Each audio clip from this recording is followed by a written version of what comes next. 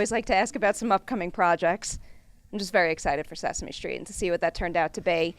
I have 2 questions about that. If we could, It hasn't happened yet. I hope it does. If that's the case, if you could answer this, if you don't want to, it's totally fine. But you've stayed attached to that with many delays for a long period of time. You are very, very busy, and oftentimes when that happens, someone drops out. So what is it that makes you want to stay to it, stick with it, and hopefully see it through to fruition if it happens one day? Oh, fear. No. Well, I mean, I don't really make movies that I don't love.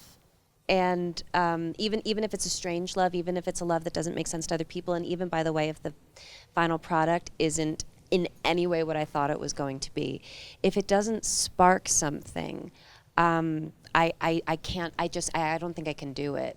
And so when you read something and you're genuinely charmed, or it's something, or delighted, or it brings you joy, or it's something that you want to share with others, it's really hard to step away from things like that move you authentically.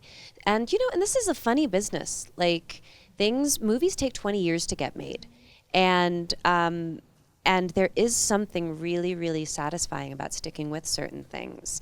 And there is something really great about looking out and saying, oh my gosh, I can't believe it, for like 8 years I was the only person who understood this. And and all those people who had my back believed in me. And so it's a wonderful story. It doesn't always work out. Sometimes 8 years later, you're just like, I think it's time to call it. It's a mixed thing. And I'm really lucky that so far I've been able to have a career in this industry. So I've had all sorts of different experiences. I feel like I'm rambling, and I'm just going to put the mic down. Bye. Knowing someone believes in a project to that extent will always up my interest more so than anything. So the fact that you feel that way about it still leaves me hyped about it. But I also want to say that what we do is highly experimental.